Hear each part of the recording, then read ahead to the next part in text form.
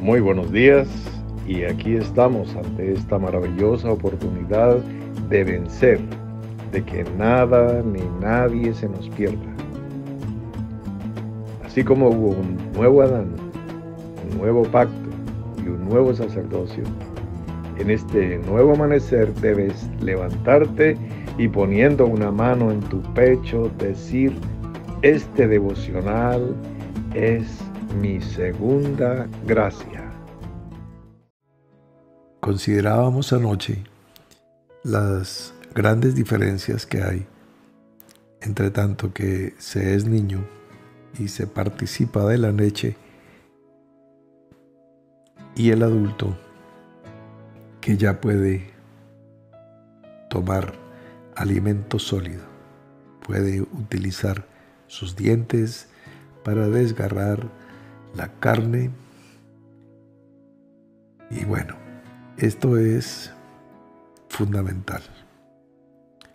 Ahora bien, tenemos por delante una serie de consideraciones respecto a la alimentación y nuestro proporcional nivel de desarrollo, cómo estamos llevando, cómo estamos creciendo, cómo estamos progresando, avanzando, ascendiendo o permaneciendo. El profeta Isaías dice en el capítulo 7 de su libro, hablando de que será dada una señal y que será ese hijo que llamará su nombre Emmanuel. Dice el capítulo 7, versículo 15, comerá mantequilla y miel hasta que sepa desechar lo malo y escoger lo bueno. Hasta que sepa. O sea, hasta la madurez, porque la madurez viene por el ejercicio de los sentidos ejercitados exactamente en eso, en discernir lo bueno y lo malo, para que pueda desechar lo malo y escoger lo bueno. Eso es haber llegado a la madurez. Entonces necesita ejercitar los sentidos en esa línea específica, discernimiento. Entre tanto que crece, es niño. Y entre tanto que es niño, no sabe desechar lo malo y escoger lo bueno, sino escoge indistintamente lo bueno con lo malo. Y esto es justamente la expresión de lo que sucede cuando está apenas aprendiendo a discernir. Mientras discierne, mezcla, confunde. Y este es el punto de partida. Esta es la niñez y ese proceso de las etapas de crecimiento hasta que se llegue a la adultez, a la madurez. El apóstol Pedro presenta la misma línea en su primera epístola, capítulo 2, versículo 2, diciendo: desead como niños recién nacidos la leche espiritual no adulterada, para que por ella crezcáis para salvación. Mira que ahí te está diciendo para qué. Para que por ella, por la leche espiritual no adulterada, crezcáis para salvación. ¿Qué es no adulterada? Pura, una leche que, como dice el proverbio de la primera parte del proverbio del capítulo 30, versículo 33, ese tipo de leche, dice que el que bate ese tipo de leche sacará mantequilla. El que bate una leche adulterada, una leche con agua, no saca nada, no saca ni provecho, no saca nada porque es una leche aguada. ¿Sí? Entonces, ¿has escuchado tú enseñanzas y predicaciones que son pura agua leche, de ahí no sale mantequilla, porque tiene que ser una leche que esté con todas sus cremas, con todos sus componentes, no descremada, no deslactosada, una leche entera.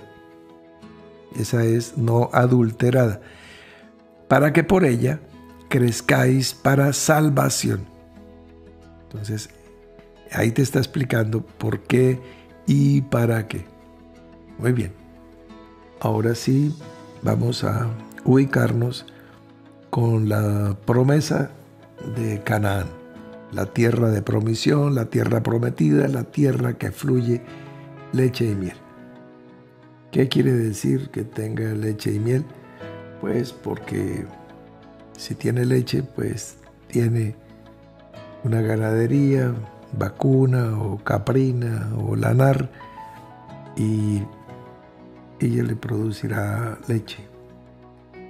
Y miel, pues quiere decir que habrá mucha vegetación, y la vegetación tiene flores, y las flores van a ser polinizadas por las abejas que van a estar produciendo abundante miel. Por eso dice que fluye, se va a encontrar con facilidad. Esa es la promesa, que la tierra va a ser así de rica. Muy bien.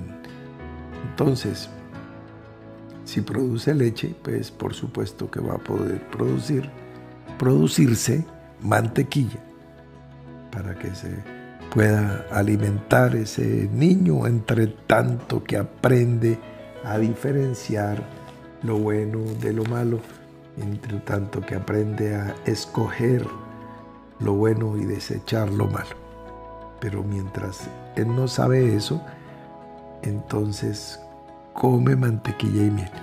¿Qué quiere decir eso? Es esa jornada de Canaán, la jornada de la tierra prometida. ¿Qué significa?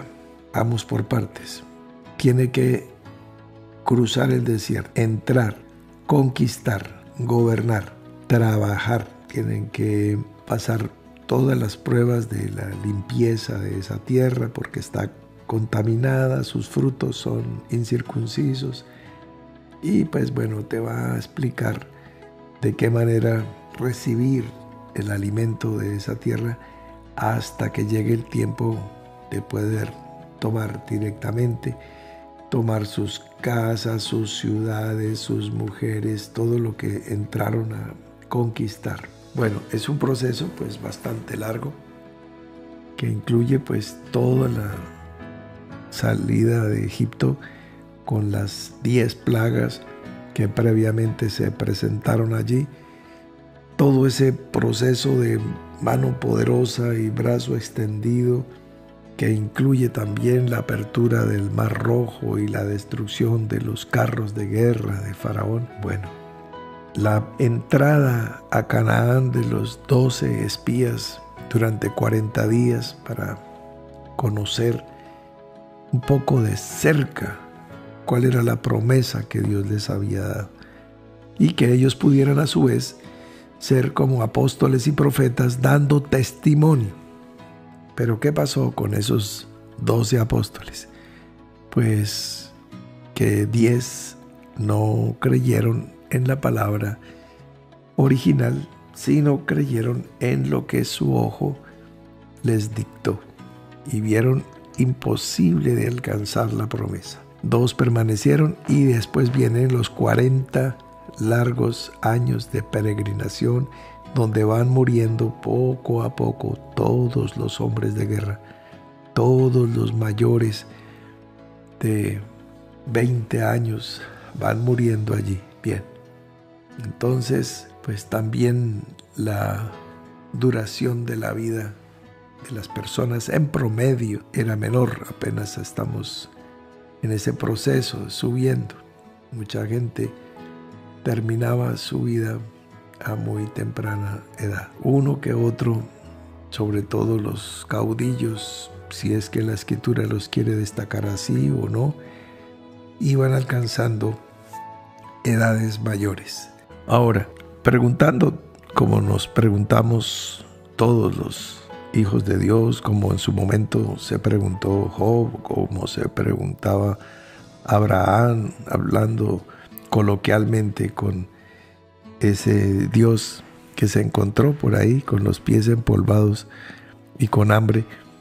Bueno, si Dios les va a dar una buena tierra, inclusive permítanme, les voy a leer lo que dice por medio del profeta Ezequiel, capítulo 20, dice, versículo 6, aquel día que les alcé mi mano, jurando así que los sacaría de la tierra de Egipto a la tierra que les había provisto, que fluye leche y miel, la cual es la más hermosa de todas las tierras. Bueno, eso dice Ezequiel 26. Bueno, si puedes viajar o si puedes googlear para que mires qué es el Negev, qué es el Golán, qué es Sinaí. Hoy, antes, en los días de Moisés, qué es Sin, qué es Shur,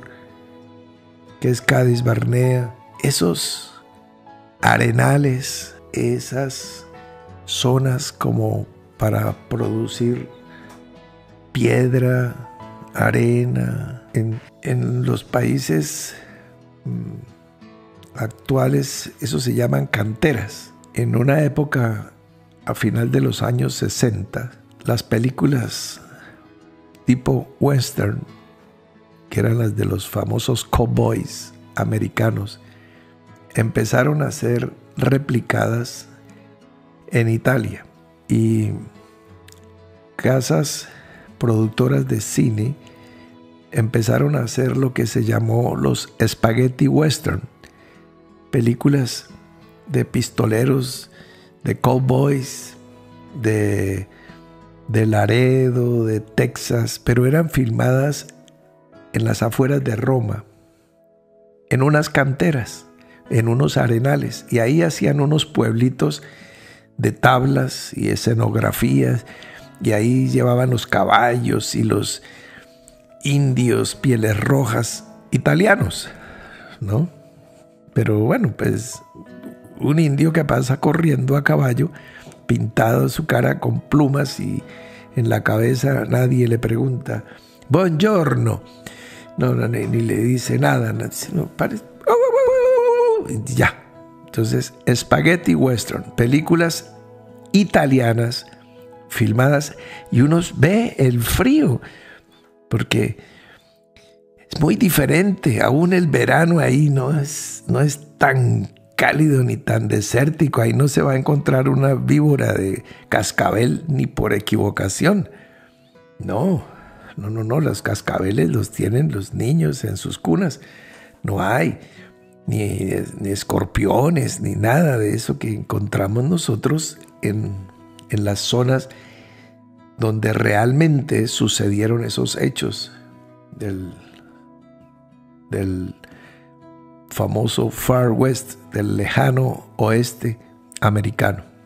Bien, se decía lejano no porque fuera lejano, sino porque no había carreteras, no había aviones, no había barcos y no había ferrocarril. Se construyó el ferrocarril y se acabó el lejano oeste. Ya hay carreteras interestatales, hay aeropuertos, y ahora no hay ni lejano este ni oeste. Ya está todo cercano. Ya otra vez estamos en el concepto aldea global. Pero bueno, ¿por qué les comento esto? Porque lo que Dios les dio es una tierra pues que tiene sus arbolitos y sus cosas, pero es una de las tierras más pobres del mundo. Siempre lo ha sido, hasta el día de hoy. ¿Por qué dice la cual es más hermosa de todas las tierras? Si tú quieres conocer tierras hermosas, las vas a encontrar en los lugares donde estamos reunidos en este momento en la nube, en Honduras, en Perú, en Venezuela, en los Estados Unidos, en Italia, en España, en Ecuador, cualquier lugar. Por supuesto en Colombia, en regiones como Nariño, Cauca, Caquetá, Cundinamarca, Tolima, Huila, con ríos, con nevados, con fauna, con flora. con riqueza acuífera. No, no tienen sino un riachuelo llamado el Jordán, una gran pobreza, que hay un pueblo tenaz hoy construyendo, trabajando, haciendo sembrados, riegos gota a gota, y han podido levantar a pulso y a fusil, regándola con sangre esas tierras para que den cultivos de naranja y para que den lo que nosotros hoy podemos ver como algo. No que uno diga, wow, esos son los bosques de abetos canadienses. No. Sigue siendo el Medio Oriente. Que los que están allá, todos tienen petróleo. Menos lo que hoy es el Estado de Israel. Todos sus vecinos, al oriente, al occidente, al norte y al sur, es un océano de petróleo, y por eso son economías muy, muy, muy sólidas. Israel ha tenido que desarrollar otras estrategias. Lógicamente, la riqueza no está saliendo de sus 21,000 kilómetros cuadrados. Se trabaja en todo el resto del planeta, donde estamos todos los goín, ahí, de ahí sale la plata, de Wall Street, de todas partes, porque están sacando, desangrando todo el mundo. Eso, bueno, eso es saber hacer dinero, eso sí es una virtud, eso no es un defecto. Muy bien, pero esa tierra, el producto de esa tierra, bien pequeña que es. Bueno, adicionalmente, es pensando ahí en voz alta, adicionalmente Dios les dijo que destruyeran a todas las naciones que habían ahí. Y no, ahí están, hasta el día de hoy, están todas.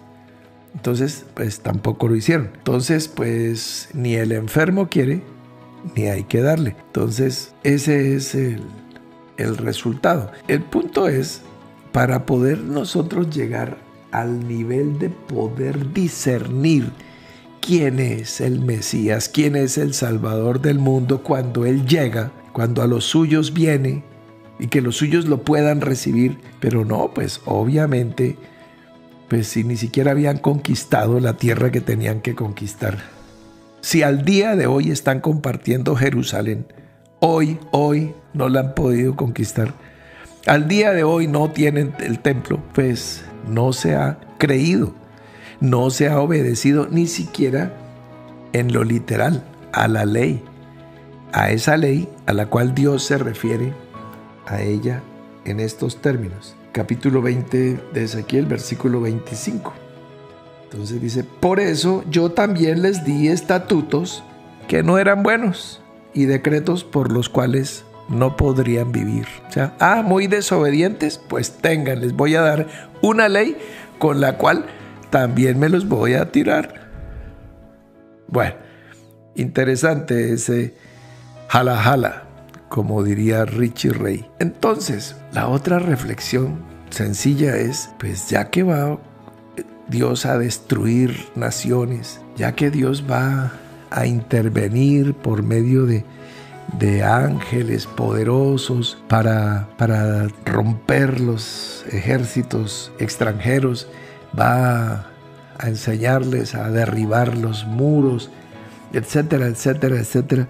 Pues hombre, ¿por qué no considerar una tierra buena con un río grande, no con el Jordán, sino con un gran río, uno de los ríos más grandes del mundo, con una economía sólida, cultivos, casas, mujeres, y se ahorraban las ampollas de los pies y les daba Egipto? Y Dios les ayuda a destruir a los egipcios, pues de hecho lo hizo. Con las 10 plagas pues ya los tenían arrodillados. Entonces pues otras 10 plagas y ya. Y les dice, bueno, cada uno mate a su vecino y ya. Y esa es la tierra prometida. Y tendrían el río Nilo, tendrían las ciudades, tendrían Tebas, Memphis, Luxor, todo. Bueno, pero ¿qué pasa? Pues tal vez Dios no tenía fuerza ahí, porque es que el Shaddai traduce el Dios de la estepa y el de la montaña. Parece que en Egipto la fuerza no le alcanzaba, o sí, ¿y por qué no les dio Egipto? Son preguntas que podemos hacernos, y si hubiese 10 justos en Sodoma, ¿también la destruirías? Entonces Dios dice, no, por amor a los 10 no lo destruiría. Y si fuera bueno, Egipto no se le hubiera podido dar. Entonces Dios dice, no se podía dar porque yo quería sacarlos a dar una vuelta. Bueno, porque ya llevaban más de 400 años ahí en el confinamiento de la cuarentena, porque parece que hubo un COVID-18 más antiguo y los encerraron ahí. Entonces ya Dios los sacó a caminar. Puede ser, no sé, vamos a seguir estudiando y seguir revelando todos los misterios bíblicos. Bueno, vamos a parar ahí. Estamos simplemente agitando las aguas.